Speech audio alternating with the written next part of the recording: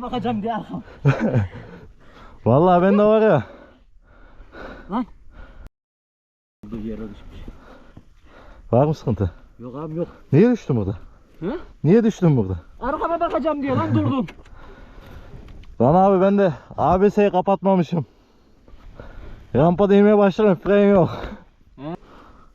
Gözle kontrol etmem lazım. Sende bir şey yok değil mi? Yok yok. Devam.